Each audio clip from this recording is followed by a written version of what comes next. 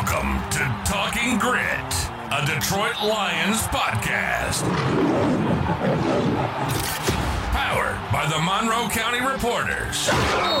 Here are your hosts, Jason Harwood and Jacob Litton.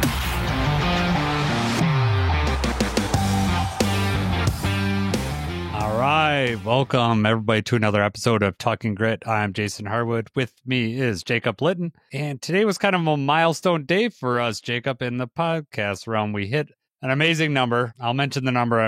This is not a brag. This is just more of a thank you for everyone that's listening to us.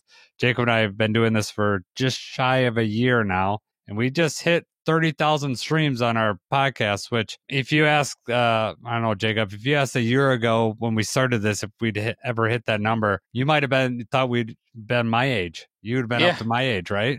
I would have thought 5,000 was a reach for a year. So unbelievable. Yeah. So it means nothing monetarily. We're not making money. This is still costing money out of my pocket. It's just for fun, but it is gratifying to hear that, a lot of people continue to listen to us. Our numbers continue to do well. So thank you for everybody out there that's listened to us. We really, really appreciate it. Jacob, we're going to talk a little bit about the Kirby contract. We're going to break that down. We're going to also talk about this topic that keeps coming up about need another edge rusher. I pulled some numbers. I got some stuff. I'm going to quiz you on some stuff.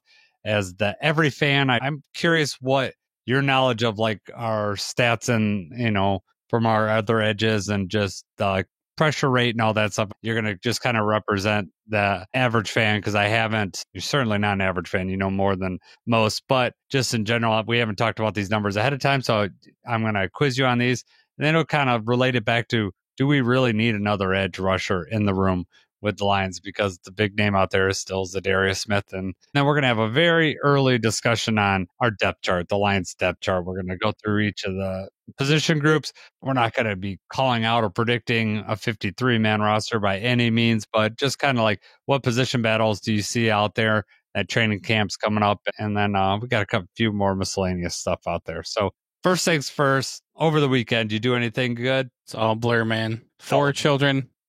Busy all the time. No, we had a little birthday party for my sister on Friday night, so that was cool. Try to take it easy as much as possible over the weekend, but like I said, 4 kids doesn't always work out that way. No, it does go by quick. I have 2, so you're twice as busy as I am, if my math's correct. And it goes by pretty quickly. Tigers had late games this weekend because they played in Los Angeles, and I think Friday night's game where they hit 4 home runs in the 9th inning. I had fell asleep on the couch. Boys woke me up like at the beginning of the 9th inning, got to see all the home runs, got to see all the action. I texted you the next day and you're like, I just saw it and I was just about to watch all the highlights, but it was fun watching it live. Yeah. Unfortunately, I was asleep for that. I missed all that. Old man, woke up and saw already sleep. All right. Yeah. Your kids woke you up. Yeah, exactly. I did not care enough to wake me up. No. And then went and saw Thunderbolts this weekend too. I love comic books. I love comic book movies. I've been in a kind of a slump because I've not been happy with the pre-Marvel movies. I haven't even seen the new Captain America movie yet. Wait till stream that. I just, Did you see Deadpool and Wolverine? I did see Deadpool and Wolverine. I like that. That was good. Thunderbolts was good. And I'm not going to spoil anything about the movie, but I will tell you that there are some adult themes in there. And I think Marvel has been so much about humor and like cutting tension with humor that they kind of there's humorous parts in this movie, but they let some of this emotional part come and it seemed like a little more serious movie. And I did like it. And I think that's why I liked it. It went into a realm that Marvel movies haven't went into. So if you're looking for a movie, I do recommend if you're a Marvel, like that kind of fan, I would go see it. If you're not, into superheroes, I don't think it'll be your cup of tea, but I do recommend going to see it. It was good. I like keeping it light though and not getting too serious. I feel like that's the whole Marvel versus DC argument, is that the DC movies are kind of, more serious and they're missing out. Yeah. So we'll see. I kind of like DC for that reason, but we're kind of different in that case. Of course you do. Exactly. I like DC more than Marvel. Your sense of humor is down the tube. Oh man, no. I love Robert Downey Jr. I think he's perfect for Iron Man, perfect for that character. I like Superman. I like Batman. I like that angle. I am one of the few people that liked Batman vs. Superman. I thought that was a sweet movie, especially the Ultimate Edition. The one in the theater was chopped up beyond, the plot was not great, but after the Ultimate Edition, they added like 30, 40 minutes of the movie. It was really good. So I do like that. But let's move on here. Let's talk about It's not this. a superhero podcast. It's right? not. But we no. are going to talk about Superman. There you go. Nice segue, man. You're getting good. Been a year and you finally got a good segue. Appreciate it. So Kirby contract, he signed the 4-year, $86 million over this last week. I'm not exactly sure what day they announced the breakdown of this contract, and I think it's very interesting. I told you a little preview earlier. Froze again. He's finally gone, guys. This is Talking Grid. I am your only host. Oh, there he is. Am I back? All right, good. All right. So, geez, I don't know what happened there. Riverside's been screwing up lately. Anyways, so I waited for you to come back. All right, good. I didn't think you'd add anything without me anyways. So I told you a little bit at work today, Jacob, that I might, have some disagreements with the way the Lions broke this contract down. So on the first, it was hard because you told me that you had something you disagreed with, but then we had to save it. I couldn't find out what it was. Right. So I have been thinking, like, I wonder what his problem is. So I'm not happy with how they structured this contract. The 4 void years. 4 void years. So essentially, let's just go. There's 4-year, $86 million. Totally fine with the amount of money that Kirby's getting. Like the type of player you want to keep that player here. What I don't like is basically what they've done is they've basically every year, there's a 4-year extension. So they've extended this year. So he's got 5 years left on this contract, 5 years left on the Lions. He's going to get paid a base salary of $1.1 million, escalating up to $1.4 million over the 5 years. So he's going to make basically the veteran minimum in base salary. He has a signing bonus of $10.01 million, and that spreads over 5 years of the deal. So that's going to count $2 million on the cap for the next 5 years. But what they've also done is they've added option bonus here. So each year, so he doesn't get one this year, but 2026 he'll get one of $9.625 million. So once the league year starts, so shortly after the Super Bowl, usually it's like 3 or 4 days after this after free agency. Usually it's after the league year starts somewhere in March that the bonus will trigger but they spread that out over 5 years, and he starts having a void year in 2030. So there's 4 void years on this. So each bonus year go into the cap money goes into a void year at the end of this contract, which means if he takes the fruition of this contract and goes to 2030, all those void years add up, and there's a $39.1 million cap hit in 2030. And he wouldn't be on our team. He'd be off the team. The contract would be off the books. I don't like the kicking of the can on this. I don't know if you've looked into the numbers quick on this and if you feel the same, but I will go into deeper like the numbers. But as far as right now, do you get where I'm coming from on it? Yeah. So I have not overanalyzed anything yet with the contract. Obviously, that seems to be the way things work with the NFL, is using those void years and kicking it further down. A lot of that is, with restructuring and, converting the bonuses and different things like that. So I don't have any reference to any other contracts that are set up this exact same way, where the void years and everything are on right from the jump, right as soon as you sign it. That's a very large cap hit at the end of the contract. It'll be $39 million. That actually, I think that totals up the previous 3 or 4 years, right? Almost the life of the contract, basically, is what you're saying. Yeah. So it starts at 2026, because he gets a $9.6 million bonus. That hits the first year. So 4 of those would be the last 4 years of the contract, and then the first year would be $1.9 million dead cap hit. 2030. Then 2027's bonus hits, which is $16.58 million. So it's almost double what 2026 is. And then that counts for $3.3 million for cap year for 5 years, but 2 of those are void years. And then the same thing for 2028, you get a $19 million bonus. 2 of those go into the cap year in 28 and 29 of $3.8 million. But then 2030, 2031, 2032, which are void years, they each get charged $3.8 million. And then the very last year, the 2029 option bonus is a $23 million bonus for that year. That's a $4.7 million cap year on the last year of the contract, 2029. But then there's 4 void years on top of that of 2030 through 2033. And each one of those are $4.7 million.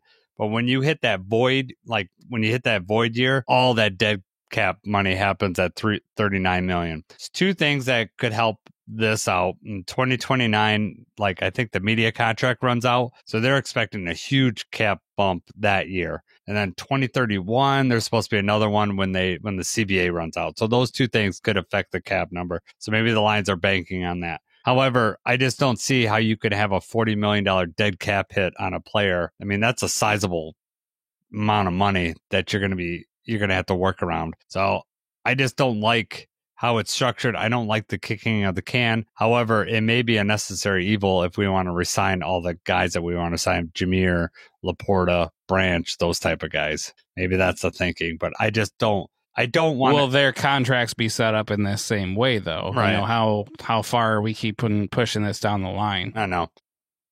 That does seem like a ridiculous dead cap right away. I mean, that was the problem we had with Za'Darius, right? We had the dead cap. We weren't able really to make that work. We ended up having to cut him. Who knows? You know, maybe we'll still get him back, but we could not keep him and deal with that dead cap money. And now we may have set that, that up for Kirby in 2030, right? Yeah.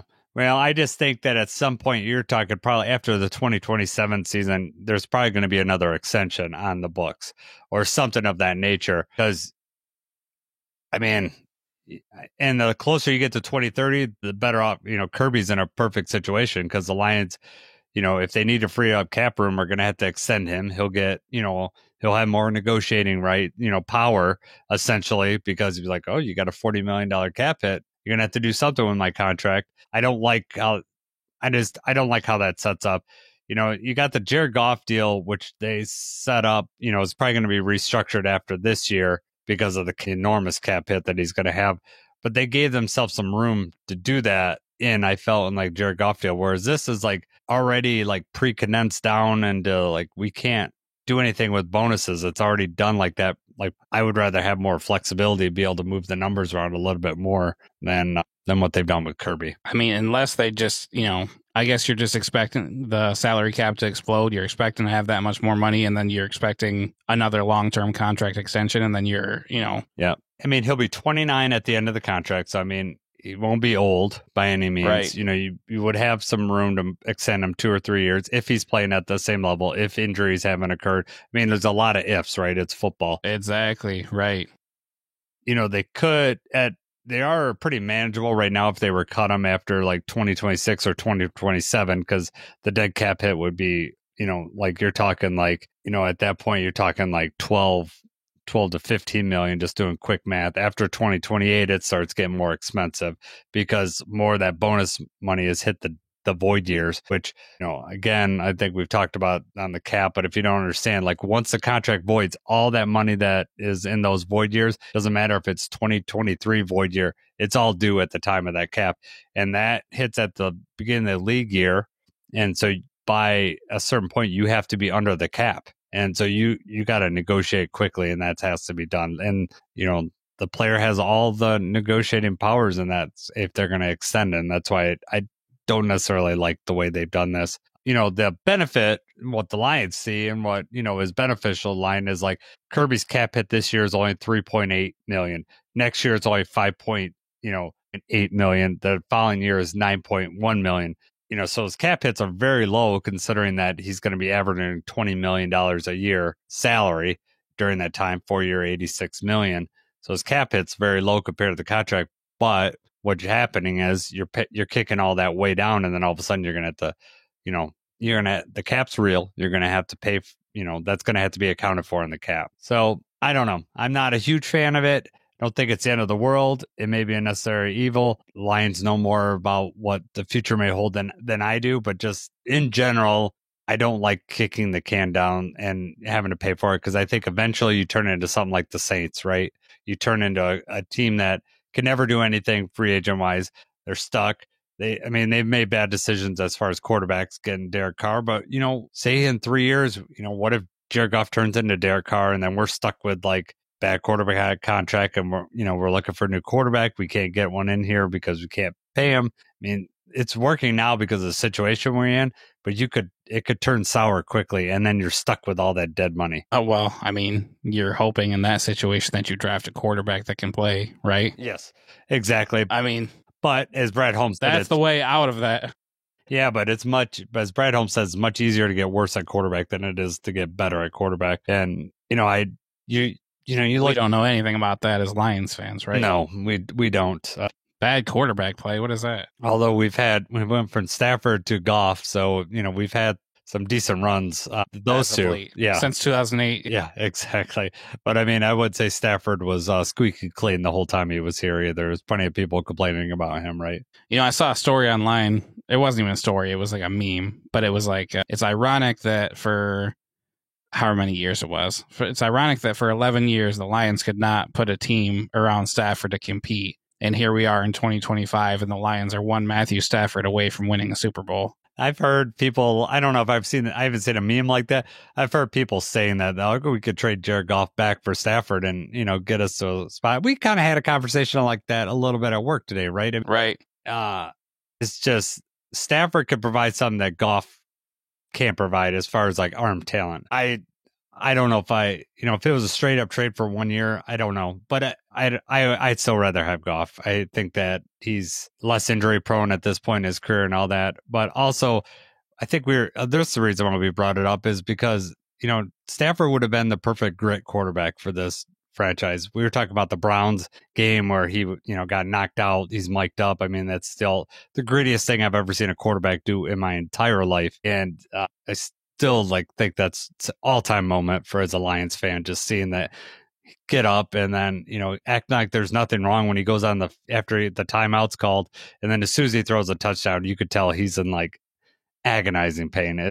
Just unbelievable. Gritty nature as a quarterback. I don't know where this conversation is going. I would like to see. I would not trade him, but I would love to see a Stafford in a multiverse. You were talking about Marvel earlier, a multiverse where Stafford's suddenly on this team this year, just to see what the outcome would be. Right. Still Goff this season and long term. Don't put me in that category. But I just, as far as would I love to see that version? Yeah, I'd like to see what would happen in that version of a Lions team. It's going to be more interesting about this year. Now that Ben Johnson's gone, the offense might look a little different. We'll see. We talked about this a little earlier too, but last year, the way the offense worked and everything, I mean, these guys were open by design. Goff was running. He stuck to the game plan. He was running the play, looking for the open man where he was supposed to be. And a lot of times that's where Stafford was. Stafford come up to the line. Stafford reads what the defense is giving him, and then Stafford's like, okay, you know what? We're going to peel off from whatever this read is going to be. I'm going to look for this guy right here. And we know Stafford, even if it's not quite there, maybe he's going to force it. Maybe he's going to try to make something happen. Yeah, Goff just doesn't really do that. Goff doesn't need to do that. Everything schemed so well that people are wide open, and we talked about it. We don't have a challenge. Maybe Tesla turns into that guy eventually where, you might throw a jump ball to him just with his athletic skills. But Goff is a lot more careful with the ball than Stafford was. Ironically, Goff's also thrown those 4 interceptions in the Commanders and, the 5 interception Texans game. But for the most part, he's definitely a lot more careful with the ball, and he doesn't push that things Texans up. game was a fluke. Yeah, that was. We don't have to get into that, but that was a fluke. It was a fluke, but he did make some pretty poor decisions in that game in the second half. The first half was more just tip balls and stuff like that. But the second half, yeah, it is what it is. And then one of those interceptions. He definitely has his moments where the ball just comes out flat. And it does. Sometimes the wrong read. Other times it's just an inability to make the throw when he needs to. The window's too tight. He feels the pressure. He's definitely not going to threaten you with his legs and create, so much more time that he's able to find. He did it a few times last year. So I guess I can't say never, but very infrequently. Yeah, well, his legs moving around is more of in the pocket motion as opposed to, scramble or whatever. And yeah, he was just, he did what he needed to do there. So kind of got off on a tangent there, but that's, that's what we do. Yeah, exactly. So still talking Lions at least, right? That's how the Kirby contract breaks down. It'll be interesting to see when they extend these next set or, Aiden's coming up, how they structure his. Is his going to be, like this? Because that dead cap hit could be huge. Or maybe they just design this now knowing what's going to happen with Hutch. They just minimize the cap hits each year, trying to, get us up until, 2029 when, each year, I'm assuming next year is going to have a huge cap hit the following year, but 2029 could have a massive cap increase based on, signing these deals, new media deals, and, streaming will be another, they keep selling these individual games out, like the Black Friday game, the Christmas game, and they're trying to maximize the amount of money they can get on each one of these games through these streaming services. Of course they are. Money talks. It does, for sure. All right, man. Let's get on to the topic here. First, we'll say, Frank, we'll talk on the edge. We're going to talk,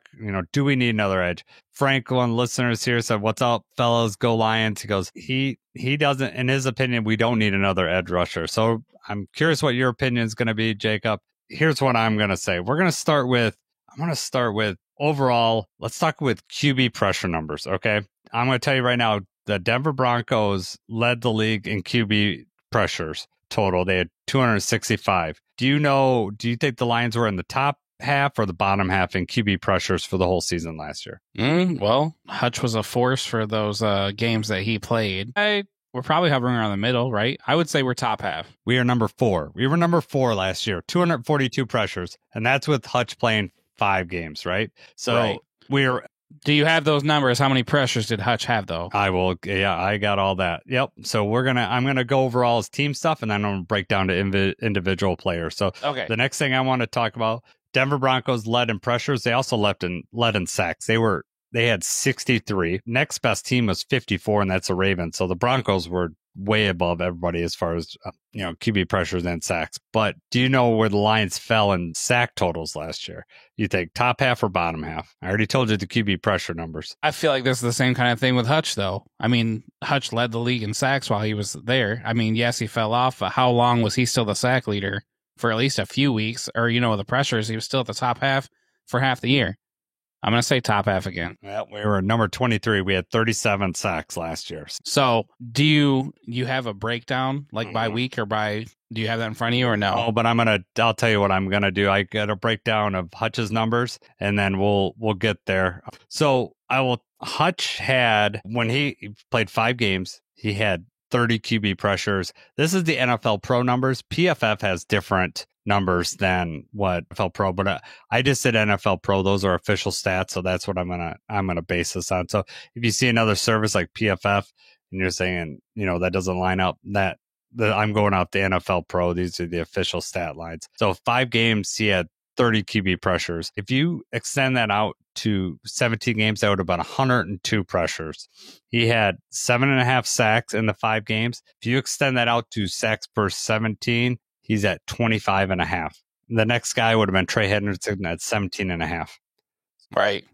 And that defensive player of the year would have been a lock. Yeah, exactly. And then this contract would have been even crazier that we're about to, he's about to sign here. So he had 7.5 sacks, and then he would have, based on his numbers, he was projected to do 25.5. That's a projection. I get it. That's not a guarantee, but let's just say that number happened.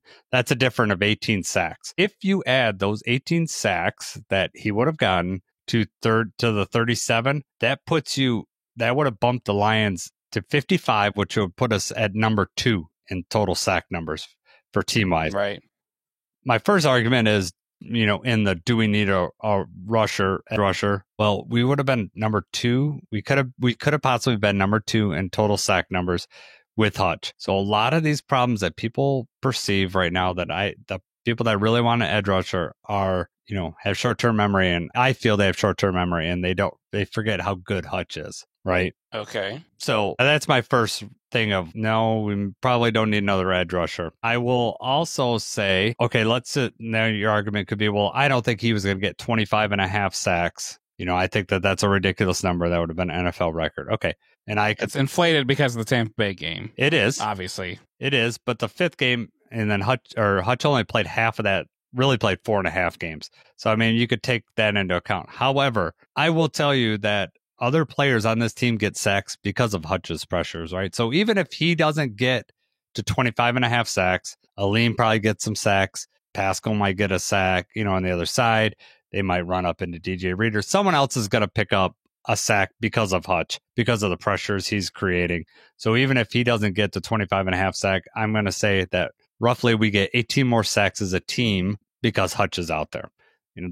That's my guess. That's my opinion, but I could be wrong. Who do you think was second, if Hutch would have played the whole season and had 102 pressures, who do you think would have been second? This person would have been second on the team. They had actually led in pressures, but because of Hutch's injury. But who do you think would have been second on the team? The Lions. You said this person did lead in pressures? They did lead in pressures for the Lions because of Hutch's injury. So they have more than 30 pressures this year, but they would have, say Hutch would have played the year, this person would have been second. Who do you think on the team had the second most pressures? Ooh.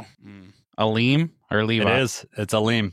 Yeah. And so my other thing is Aleem's hurt. We got Tyleik Williams, right? And I feel that, the Lions would much rather have interior pressure than another edge rusher on the outside. My feeling is that the Lions want someone that can hold the edge.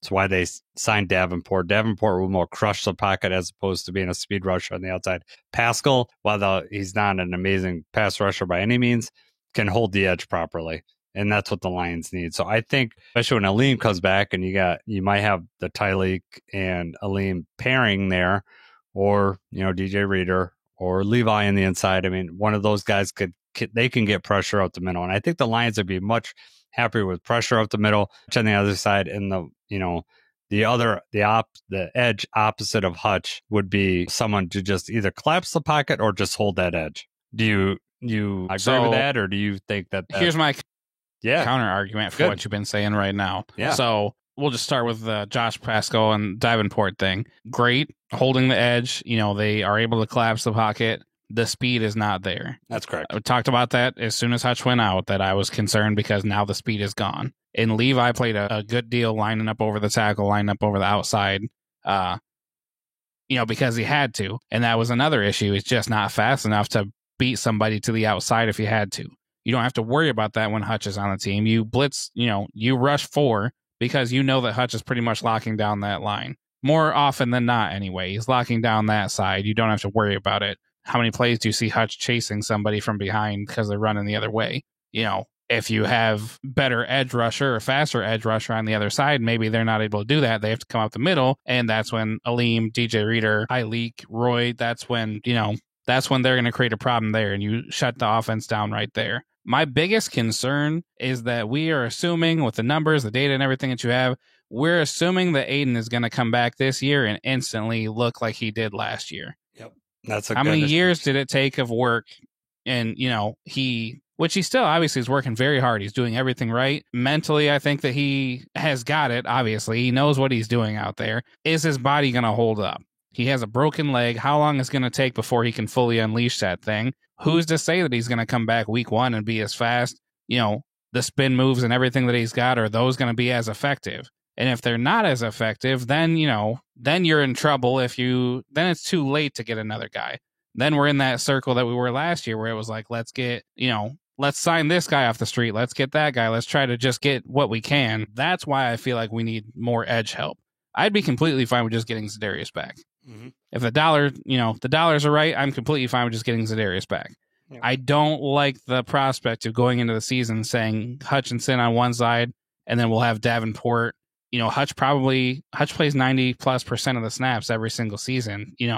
He may not be able to do that this year either. Who's to say, we might have to be on a snap count early on in the season. There's a lot of unknowns there with the injury. That's my concern and why I feel like we needed more edge help. Okay. I'm not saying that I'm right. This is obviously my opinion, and I value yours. Obviously, I wouldn't be doing this with you if I didn't. I want to dispel some of the myth about, some of these, I think Aiden Hutchinson is, in that elite group of edge rushers. Okay. So we're talking the Trey Hendrickson, Myles Garrett, Max Crosby, TJ Watt, that class. I'm going to say that Aiden belongs in that. So that group of 5, right? I agree. Okay. So I want you to, Trey Hendrickson led the league in sacks last year. Okay. With 17.5. He had 92 QB pressures. He played all 17 games. So, that's, he would have almost matched Aiden's 102 pressures, which is, that's something to say, right? Who do you think? You probably don't know who is second. Do you know? First of all, do you know who's second on their team with pressures? I'm sure you probably don't. Sam. Nope, it's Joseph Osai. So he had a tackle, right? Yep, Osai's a tackle. 41 pressures. The reason I'm bringing this up is I feel a lot of people think that other teams just have this magical guy on the other side, and most of these top edge rushers, these elite edge rushers that Aiden's in that class of, they just don't have it. You look at Myles Garrett. Do you know? There's the ironic cases because Za'Darius is involved with both of these guys, right? Do you know who is second in pressures for the Browns? I can't even name the other guy on the Browns on the other side. So it's Isaiah McGuire. So it probably would have been Za'Darius had he played the whole season, though. So It's Isaiah McGuire had the second most pressures. So this is my point. He's on the defensive line. So, these are other, these guys aren't well-known guys is what I'm saying. So it's not like if the Lions didn't go out and get this, huge edge rusher. None of these teams have this. Max Crosby. Do you know who's this guy? You might know. So do you know who got the second most pressures for the Raiders? He was a high draft pick, I believe. It's not coming to me. Tyree Wilson. He was second. Yeah. He was their first round pick, yeah. Yep, 36. He only had 36 pressures. Max Crosby only had 53 QB pressures last year. When I saw that, I was very shocked at the number. I would have expected that to be higher. He only played in 12 games. Do you have his double team percentage? No, I didn't. I'm sure he's getting That's exactly right. But I'm sure that Aiden's getting double teamed like crazy too. So he was early on, right? And it didn't matter. Well, the Bucs tried to not do double team him, and how did that end up? That's a death sentence, right? So the last guy that we'll look at is TJ Watt for the Steelers. He only had 49 QB pressures last year, which I found surprising. So do you know who the guy on the other side of him is? TJ Watt. Would it have been Hayward? He wasn't second. Alex Highsmith was actually second, 44 QB pressures. He only played in 11 games, so he would have gotten more. Highsmith's a linebacker, right? Or is he an edge? I don't. The way the Steelers play defense, you could probably categorize him as a linebacker, but he may be playing edge. So when you look at like the Broncos, like their two leading, the guys that led on sacks were linebackers. Same thing with the Ravens. So, just how they set up to play defense. Now you could also argue for the Lions getting Derek Barnes back as our Sam. I know he hasn't had the sack totals, but that's what they designed for him, is that for him to get pressure on the QB. So that could be also added into the edge room, right? Like we get, Derek Barnes out there and be able to rush the quarterback. Hopefully he's healthy this season too. Right. That's the same concern as coming back from injury, what he's going to look like. Yep. So I get what you're saying. And personally, I probably on board with you. If we can get Za'Darius back on a reasonable rate, that makes me feel a lot better about that room. But that honestly would alleviate pretty much all of my concerns. Yeah. I mean, I honestly, the best answer for me is if Davenport were healthy for the season. I mean, if we could reasonably count on that, that would be the best. Right. You should not count on that. That's all a bonus. And the way the contract's set up, if he doesn't play, he's only costing the Lions $1.5 million. That's really very little on the cap. So I don't think the Lions are really figuring on him playing very much, but I think he is going in just like he did last year as the opposite, as a starter on the opposite side. And I like his game. He is super strong, can collapse that pocket, definitely hold the edge. I mean, if he can play, that is ultimately the answer. However, Za'Darius would be, he'd be nice to bring in. So say Hutch could only play 80% of snaps because we're used to playing 90. At some point, you got to figure out if Davenport was healthy, you'd have Za'Darius sitting on the sideline for most of the game because I think Davenport was playing like 60% of snaps. So then that leaves, if Hutch is playing 80, it doesn't leave you very many snaps left for a guy like Za'Darius. And Za'Darius is probably going to come in later, on rush downs. Not that he's a rush pass specialist, but that's probably where they primarily would play him, I think, at that point. I mean, I would think he's going to play less snaps this year than he did last year, and last year was a little bit limited already. But I mean, if we look at the top free agent edge rushers, Von Miller, he played 279 snaps last year. Preston Smith, 469 snaps. Darius, 615. You've got Matthew Judon, 655. And then Dennis Gardeck is actually the 5th ranked right now. Okay. And he only played 206 snaps. He also got hurt early on. So those are the top guys. Those are the names that are out there right now. And everyone, with the exception of Gardeck, has commanded in the past at least $11 million per year. Yeah. What number do you think we're throwing as Za'Darius? I was going to just ask you the same question. Good question.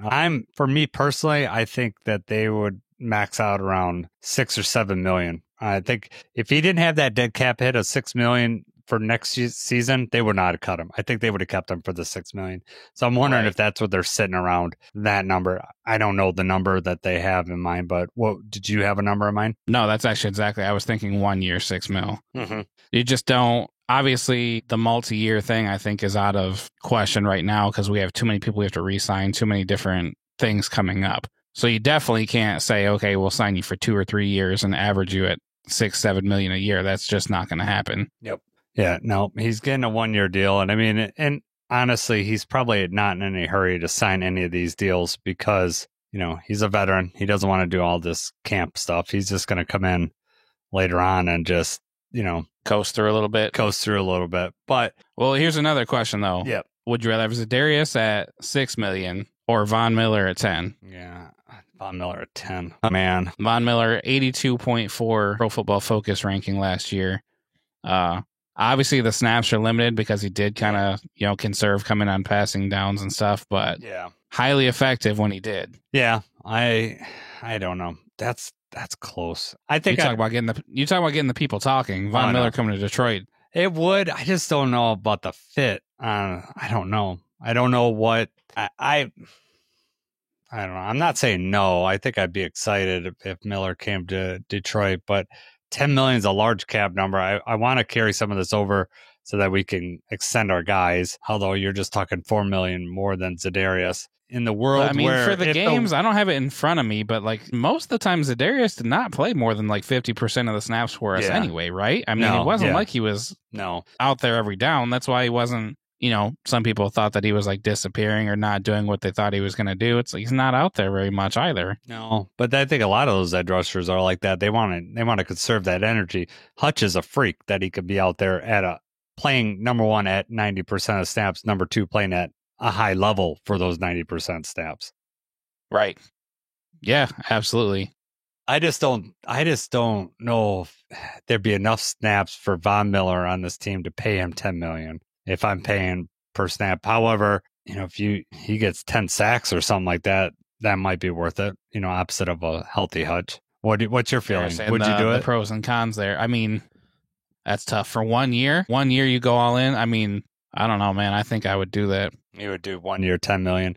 I would do 1 year. If he's going to be only playing 40-50% of the snaps anyway, without him, then we, like you already said, then we still have Davenport, we still have Pascal, we still have, Muhammad, O'Connor, all these guys that were out there and we're just, try and do whatever they could. Would you not rather have Von Miller, even if he's only going to be playing 50% of the snaps? Yeah. We're going to have to stop the You talk about a crucial third down in Ford Field. It's as loud as possible. And you've got Aiden Hutchinson, Aleem McNeil, DJ Reader, or you can say Tyleek, and Von Miller on your defensive line. You're sending one of those guys, at least one of those guys is getting home. And then you've got everybody else in coverage. Yeah.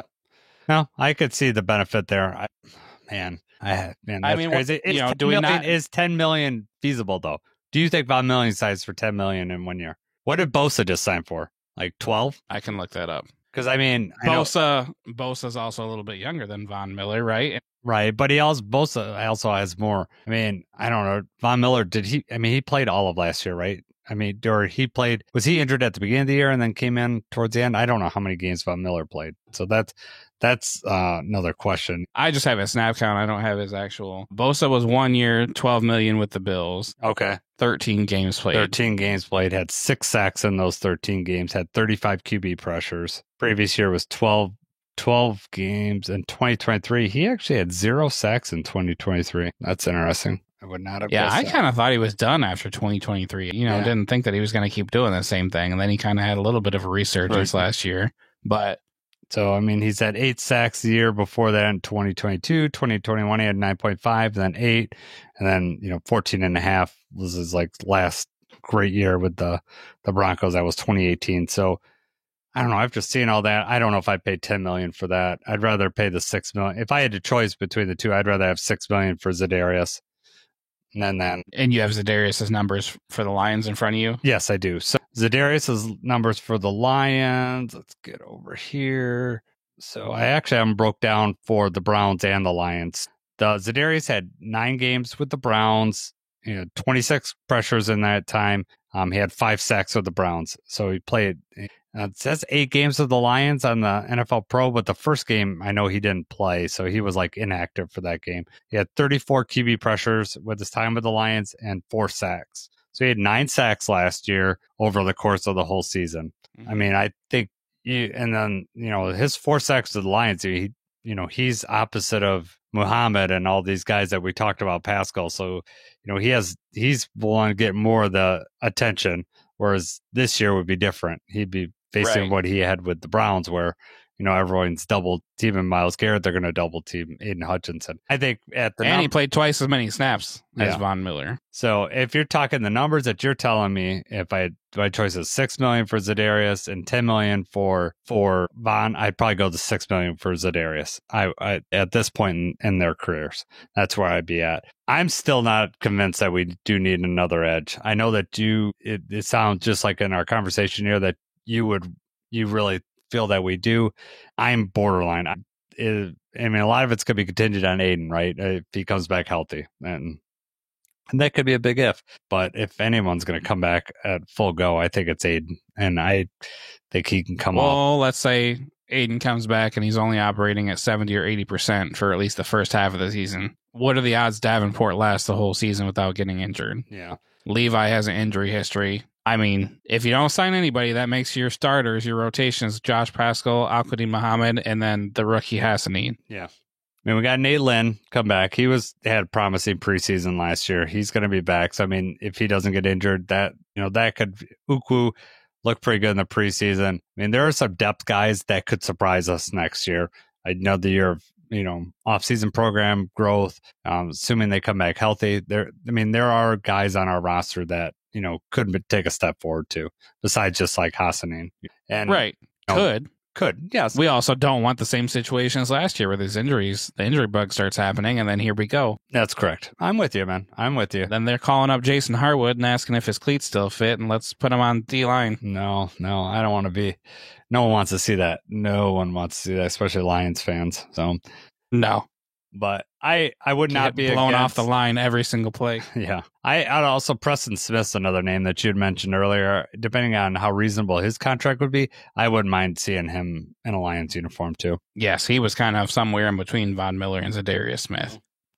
Yeah. I also just think, even the question of Von Miller for the $10 million thing, I'm sure Von Miller's floor is probably what Bosa signed for. Mm-hmm. So, the chances of him coming for cheap, and we're just assuming 6 for Za'Darius. We don't know if Brad Holmes is offering him $4 million or something, like take it or leave it. Yep.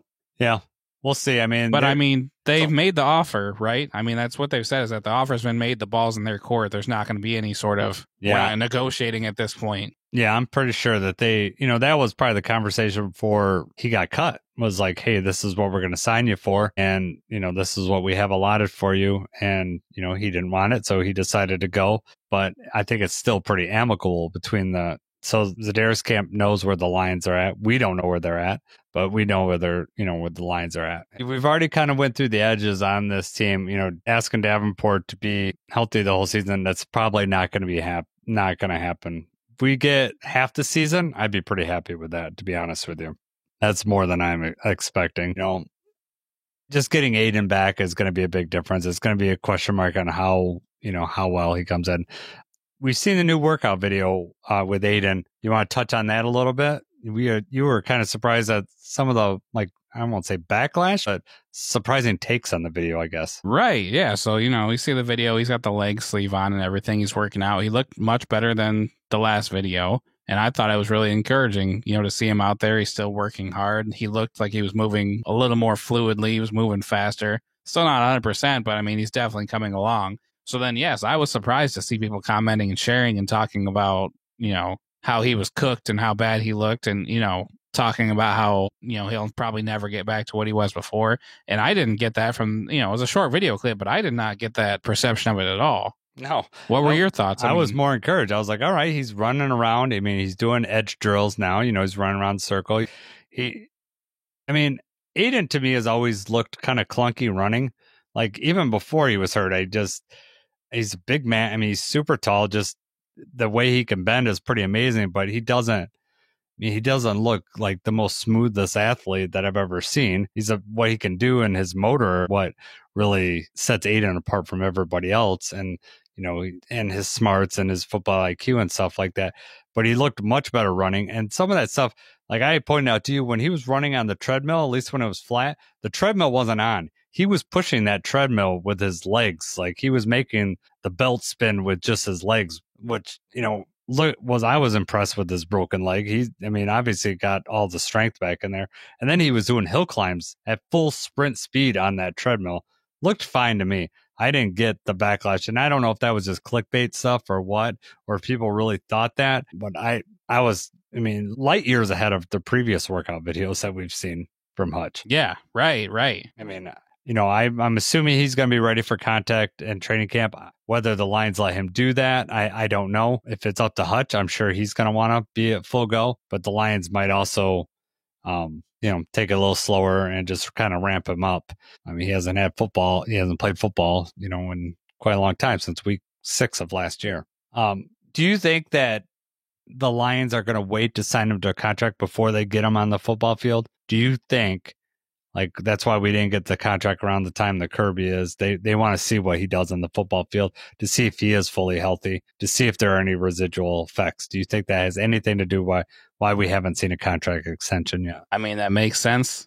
From the Lions standpoint, from Brett Holmes and everybody, you're throwing a bag at him, which he definitely, played up to and deserved up until the injury happened, which sucks because injuries do happen, and like I already said, there's a chance he doesn't go back to what he was before, at least not right away, too. So, I would say it's a possibility, but I still feel like the contract is coming before the season starts. I think so too. I know when Decker had those offseason surgeries and before they give him an extension. Now I know Decker's older and stuff like that, but they basically, Dan Campbell said they want to see him on the field before they did anything. So I could see, before you're offering someone $40 million per year, you're going to want to see how he come back from the injury and how he's reacting to competition, and can he do it one day and then do it again the next day and then do it again the next day without having any problems. So we're saying this all with your 97 jersey over there and over your shoulder. Then this is Milo's. I was gonna say, you don't own a blue, or I didn't think you owned a blue. This is Milo's. I told him I'd put it on here so it'd be in the background of the podcast. All right, good. Shout out to Milo. Thank you for doing that. Thanks for giving us a backdrop. So is there anything else that you want to talk about the Edge? Or the only thing I want to add, I did read this. So when I was doing some research for this, I found this PFF article, and this was written like when the NFL was 6 games in. I think it was in week 7, weeks right before week 7. And this is what they said. This is an excerpt about Hutch. It says, through 6 games, there was hardly any players on either side of the ball better than number 97. They had PFF. This is what I was saying. PFF has different pressure numbers. He has 45 pressures, led the NFL by 10. His 8 sacks were tied for the most. He had an absurd 38.3 pass rush win rate, led the NFL by nearly 11 percentage points, and he had an overall PFF grade of 94.9, which was second, only trailing the Saints center Eric McCoy. So what I'm telling you is he was in a class of his own. He's above Myles Garrett. He was above all that. And when we're looking at adding an edge, there's no one better than adding Aiden Hutchinson back to this team. Even like if you say he's not fully back, and 80% Aiden is still a considerable talent to add to this team. Definitely. So I just thought that was interesting. I'm not convinced that we need another edge. I would like to see Za'Darius back this year at a reasonable contract. And I think that reasonable is the upper end is $6 million. I don't know if the Lions will go above that, to be honest with you, unless an injury happens or something that, causes us to go spend that money. I would even be okay with just another veteran out there. I don't have the names in front of me. I only have the top ones, but somebody with experience, somebody that's out there can float around a deal for $1 million or whatever, just to get another veteran back there. Yeah, I think that eventually, especially when Aleem gets back, especially if you pair him with Tyleek, if they decide to do, they could do a 5-man line. If you're going to keep, if you're going to have 2 of them play 3 tech, I don't know how they're going to line that up but they can also generate pressure up the middle, or at least collapse that front, and then that allows them to get to our edge rushers. So you could create pressure in different ways. So I don't think it's necessarily has to be on the edge. Eric Barnes, like I said, mentioned earlier, that could be another avenue, or, we blitz, we blitz Branch or someone else. I don't think DJ Reed really has any corner. I don't think he's going to be coming off the corner. I think it'd be mostly from your nickel or your linebackers that you're going to send. And I think probably Barnes is your best one to send. Also, Alex Anzalone can blitz too. He just doesn't seem to get home as well as I would like. Right.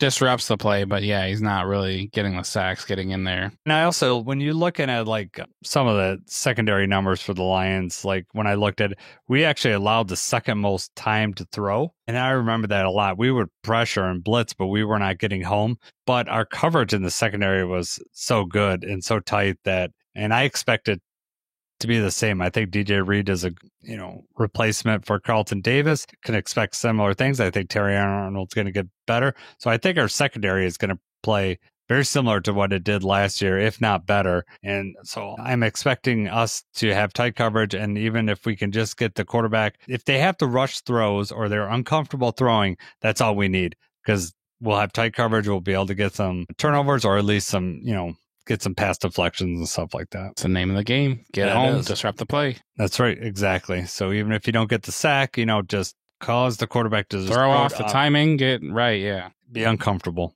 So, all right. That was the bulk of our podcast. Let's talk about some early depth chart things. We can kind of talk about I guess what I'm looking for here, Jacob, and if there's anything you want to talk about, that you're fine too. Just where you think some camp battles may be, or what you're looking for in camp battles. Not necessarily who's going to make the team, who's not going to make the team. We don't need to make any predictions now, but just where you're going to be watching when we go to training camp.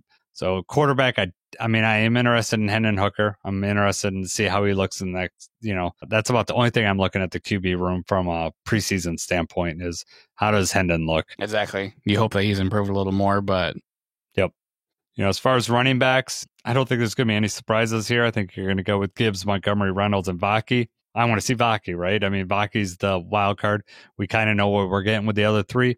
This will be Vaki's second year. What did he learn the first year? Right. Looking for the growth, see if he stands out, see how he looks different. Got a new position coach this year. They got a new running back coach with the Lions. Scotty Montgomery moved up to wide receiver. So, yeah, it'll be interesting to see how that room, see if it's any different. But, yeah, I want to see Vaki. I'd like to see him. I'd also like to see him get, especially in the preseason game. But he had some really good looks, really good runs, and then also he can catch the ball, too. I want to see him out of the backfield. Other than just the fake punt. Yeah. Wide receiver room. I think that this one's pretty much locked down who's going to be on a roster outside if some injuries happen. But you got St. Brown, Williams, Patrick, Khalif, and Tesla.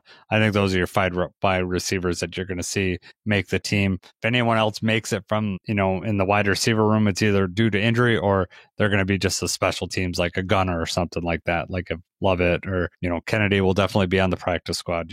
That's just the way he is. Yeah, right.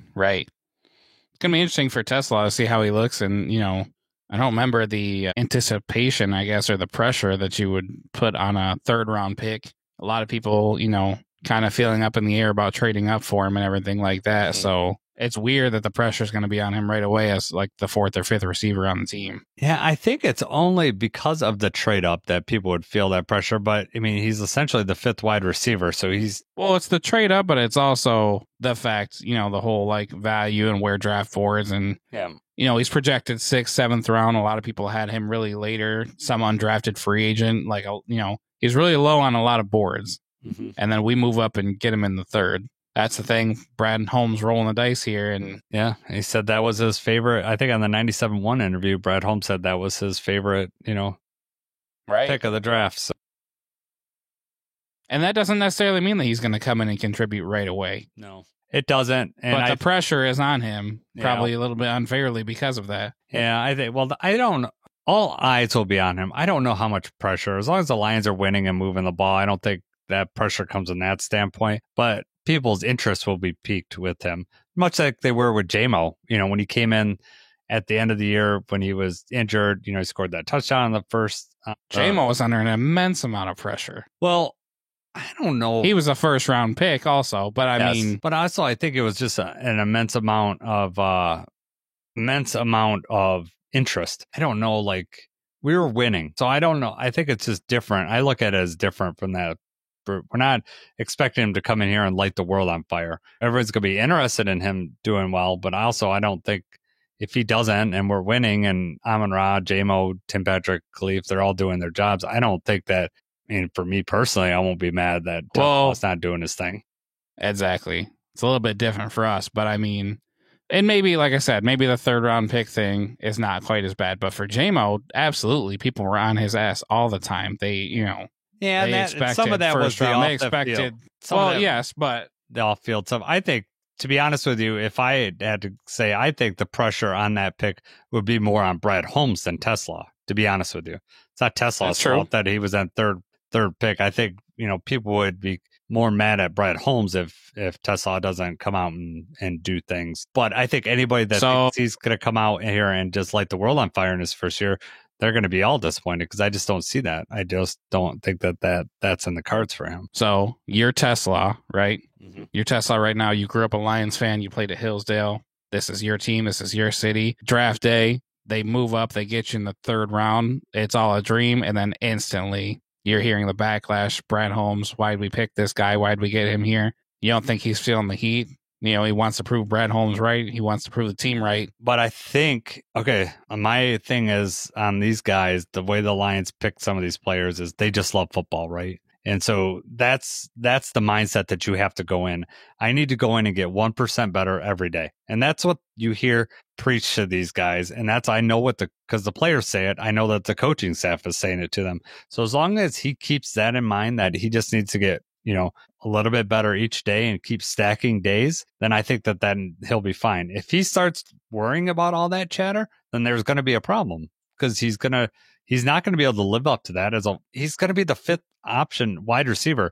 We're not even talking about, you know, Gibbs, Montgomery, Laporta, all those guys. If you think that there's going to be there's not enough footballs on the field to, you know, give him the stats outside of like an injury happens or something like that, they will set up plays. And I think that he plays a unique option as a big slot that we don't have before. So he could set up, you know, plays for him or packages for him. So I'm not saying they won't do that, but anybody that thinks he's going to come in here and light the world on fire, then that's on them more than anything else. He just needs to come in here and get better. Next year is the year we're looking at for Tesla. You know, if we don't get Patrick back, as Tesla moves into Tim Patrick's spot, okay, then the pressure starts to mount a little bit. This year is all about growth and learning a new position. You know, the X position as it gets on, because right now that's not primarily what he plays. And also it's a matter of just getting better. And, you know, we already know he's going to block. He's going to play special teams.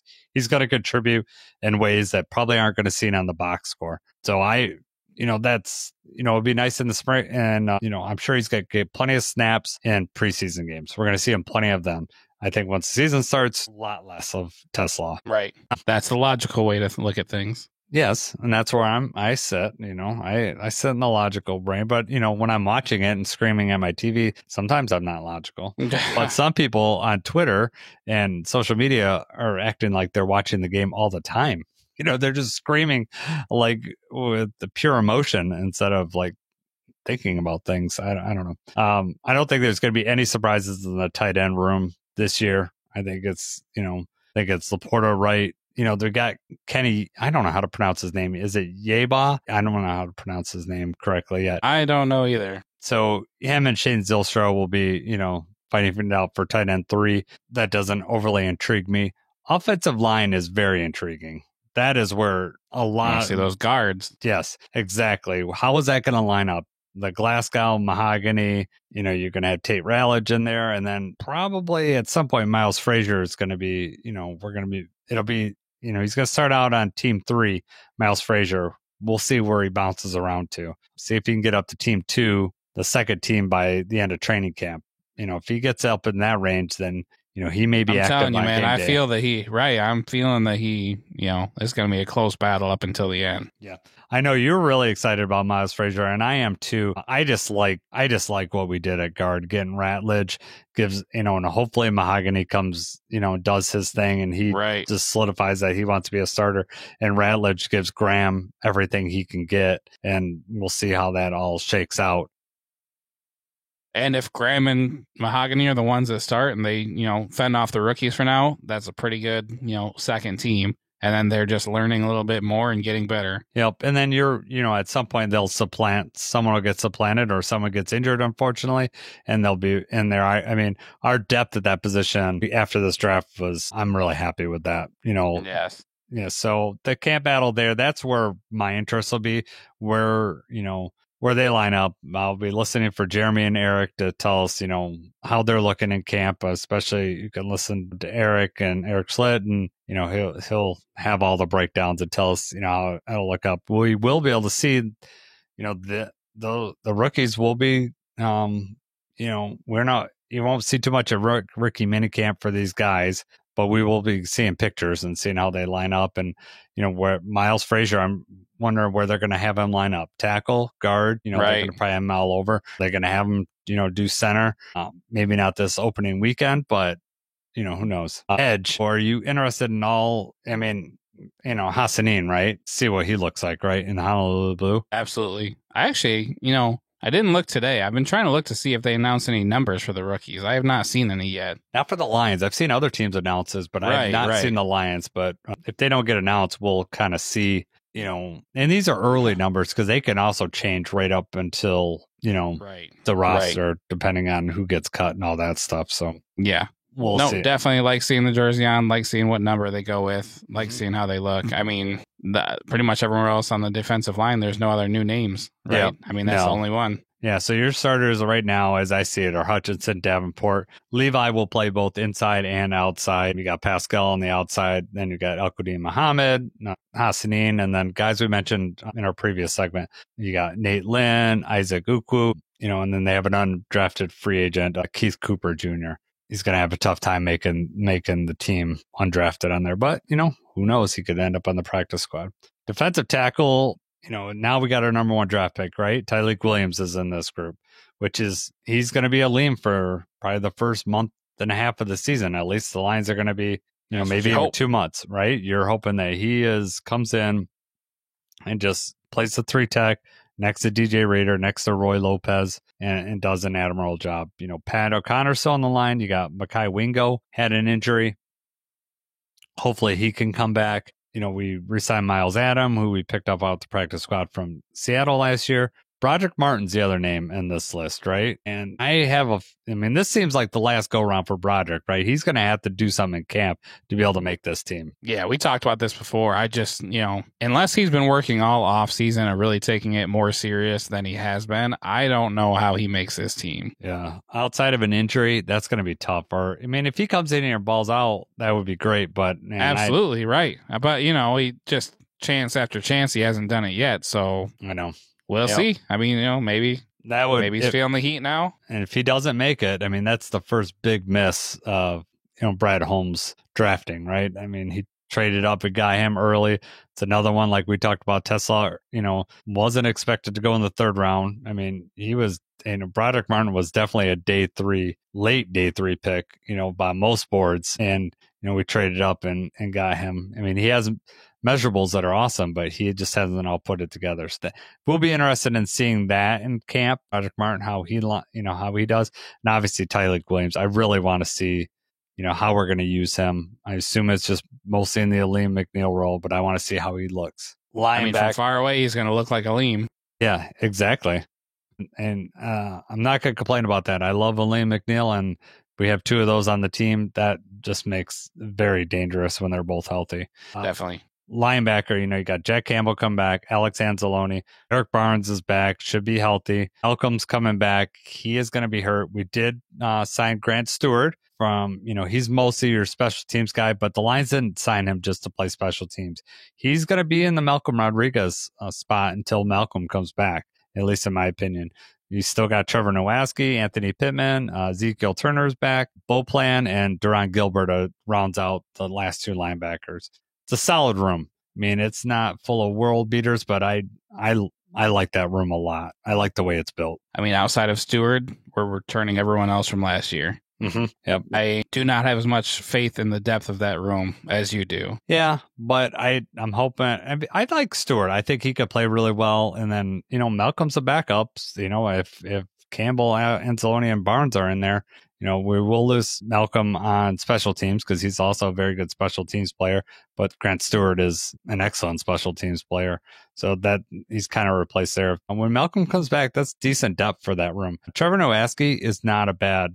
I don't want to count on him for a ton of snaps, but, if he gets an injury. He's had his moments, for sure. Yeah. The other guys on this list, yeah, I mean, Pittman's more of your special teams player.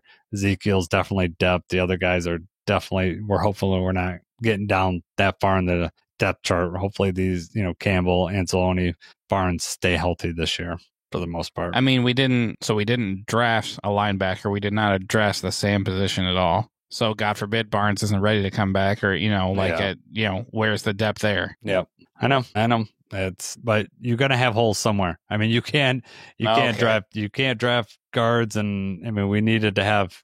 I mean, everyone that we drafted, I think, was other than our second wide receiver that we picked. And that's a 7th rounder. So it's not like if you're expecting a 7th round linebacker to come in, that's a special team player, 7th round linebacker, at least initially. I mean, you could develop those guys. I mean, Malcolm Rodriguez, 6th rounder, and he came in. That was an anomaly. And it also spoke to the depth of the team at that point and the depth of the linebacker room at that point. Yeah. A lot different now. I don't think we've signed any linebacker, undrafted free agents, though, have we? No, there's no listed of undrafted free agent linebackers. So I think that they think they're pretty... this is the room right now. Hopefully, I don't know how long Malcolm's going to be out. I'm assuming about the same time as Aleem McNeil. I would think a month and a half, 2 months into the season, but I don't know. He got injured a little bit earlier. He got Thanksgiving? I was just trying to think. Yeah, I was just thinking it was Thanksgiving. All these injuries are a blur. Yeah, just one right after another. So many of them. Exactly. Cornerback room, not much surprise here. You're going to have Arnold, DJ Reed. You have a Meek up there, Ennis Rakestraw, obviously. The question mark is Avonte Maddox, where he's going to play. Because, they're going to play him at defensive back, or they're going to have him play at safety? Because he could be the veteran safety presence that we need. Because we need, we'll talk about that next, but we need, after Branch and Joseph, our safety room is very thin. If either one of those guys got hurt, that's kind of scary, bro. Yeah. So, the Lions re-signed Dorsey. They got Rock Ya-Sin. At the bottom of our depth chart is Stanley Thomas Oliver. And then we did get undrafted free agent Gavin Holmes. I'm expecting the room to be, Arnold, Reed, Robertson, Rakestraw, Dorsey, and Rock Ya-Sin. And then depending on where they put Maddox. I mean, I'm expecting that's where the room to be, somewhere in there. And then I think that's a safe pick. I don't know much about Gavin Holmes, but obviously, undrafted free agents, if they're balling out, if they earn the roster spot, they're going to earn the roster spot. Yep. No, the Lions will it doesn't matter. I mean, if they're all playing Rock Ya-Sin, then he's probably going to make the team, especially if he can do special teams and all that. Right. Those things at the bottom of the roster guys that have to do, and the Lions take special teams, obviously very seriously. Safety, Brian Branch, Kirby Joseph. We drafted Dan Jackson, who a lot of people are excited about. Yeah. I mean, I'd be lying to you if I told you that he was on my radar, that I had heard of him, before the pick. After the pick, I see all the things about him. You're reading up on him, you're seeing some highlights and stuff. I can see it. I definitely would not say that a roster spot is guaranteed for him right now, but the special teams and the ability and the fact that we do have a very thin safety room, those are all things that are on his side. Yep. My question to you, though, do you think we sign a veteran safety before training camp, or do you think, the Avonte Maddox thing, do you think they're sliding him over? I don't. I think that there is a chance that we sign a veteran safety either some point early in the season or during the offseason. Just depends on how this room looks, because the depth is Maurice Nilleris, Lawrence Strickland. We have an undrafted free agent, Ian Kennedy. It's not the greatest. So I would not be surprised if we get a veteran in there on a cheaper deal. Just someone with experience. It doesn't have to be a top of line safety, but just someone that's played in the league that, and someone gets injured, during the game, they can feel comfortable them playing Kirby's spot or Brian Branch's spot. Right. We talked about. And there's some names out there still. So that's why I was wondering, because I don't think Quandre Diggs is signed anywhere. That would be something that would be cool. Mm-hmm. Who's the other one? Jordan Poyer. You got Marcus May. Just some of these guys are veteran. Tashawn Gibson, Von Bell. Veteran presences. I don't know how much money they'd be willing, to sign for. I think Tashawn Gibson, has been around a very long time. So I also don't want like a Jamal Adams kind of thing where he's here, but he's not really here. Yeah. Anything's going to be a veteran minimum deal, I think, at this point, unless an injury happens and we need to do something else. But I just don't expect anything other than that. But I wouldn't be surprised if we did sign a safety at some point. After we get a look at these undrafted free agents, we might, if we cut someone, we might have some, roster spots that are open. Special teams, we're pretty set there. Jack Fox, Jake Bates, and Hogan Hatton. I don't expect any of those guys to lose their jobs. And we didn't even. Do we bring in Justin Tucker?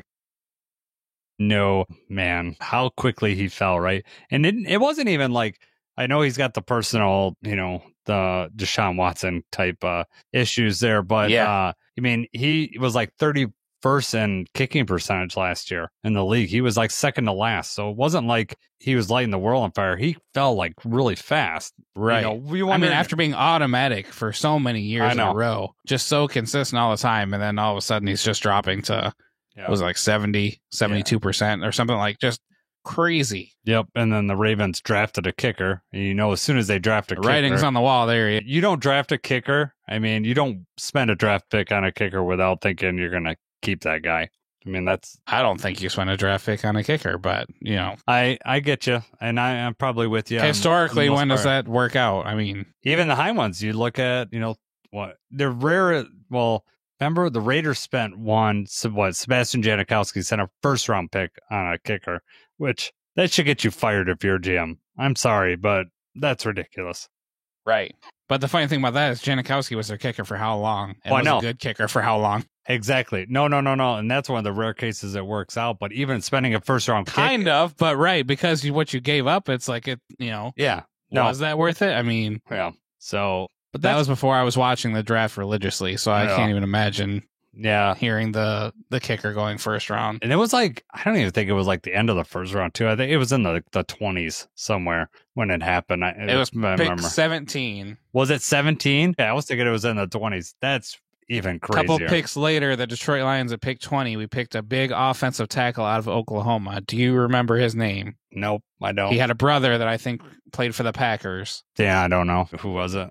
Stockar McDougal. God, yeah. We drafted some big offensive lineman that just didn't work out. Aaron Gibson was one of those guys. Like, you thought these guys right after Janikowski, Sean Alexander, running back for the Seahawks. Keith Bullock, linebacker for the Titans. Yeah.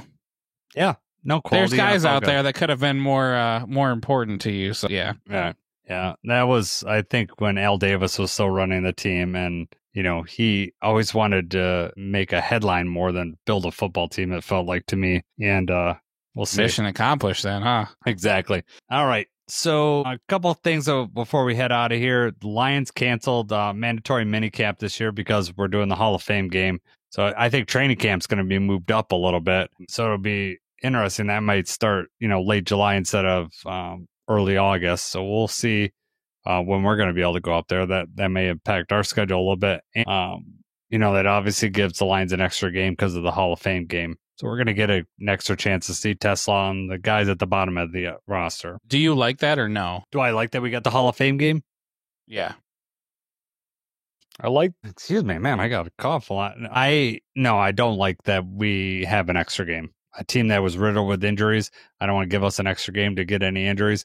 However, do I like that Lions football starting earlier? Yeah, that's fun for me. More football's good, but as far as like overall for the team, yeah, I'm not exactly excited about the prospect of someone getting hurt because of it. What about you? I don't care for it. I get that, like, a lot of times if you have somebody being inducted in the Hall of Fame, so they'll have your team play. We don't have anybody being inducted. I know. So I don't know exactly what are we just such a big draw that we're going to be selling more tickets for this Hall of Fame game? I don't quite understand the angle there. Like you said, with the injuries and everything that we've already had, it doesn't really make sense to me. I am not a huge fan of that. Yep. But now that we're doing this, we've been doing the podcast for almost a year now. I'm getting way more analytical than I've ever been and way in deeper with roster than, normal. Yeah. So from that perspective, that's cool. We're going to see a lot of these undrafted guys and see a lot of the smaller. They're going to get an extra chance to show what they got. So that's cool. Yep. Yeah, no, I like it from that perspective and just, have another game to talk about or whatever. But overall, doesn't do too much for me. All right. I am coughing way too much. We're going to have to wrap this up. So rookie minicamp is coming up this weekend. So we'll talk about that next Monday when we go live. That's May 9th through 11th. But they have OTAs. Week 1 is May 28th through the 30th. And then following that is June 3rd through 5th. So the team getting together, doing training camp type things, that's coming up soon. So there's going to be, the beat writers will be there. They'll have eyes on the players. We're going to get a lot more information soon. Season is coming. It's getting there. Schedule being released. When was it? May 14th, May 17th? So a week from tomorrow, or from us recording this, a week from tomorrow. So yeah, not Wednesday, but the following Wednesday. So we'll have a podcast on that for sure. I can't wait for that. I get to see what my fall schedule looks like. That's what I told my wife. Right. I get to find out what we're doing on weekends and how we're going to have to move things around and, how many primetime games we get and all that. That I'm looking forward to that for sure. And the video, like the schedule release video they put together. Those are always hilarious. Yeah, for sure. So, all right, Jacob, my voice is about to give out here. So I think we're going to take off. You got anything else you wanted to add on before we take out here? No, man, I'm good. Well, for Jacob, I'm Jason. Let's go Lions.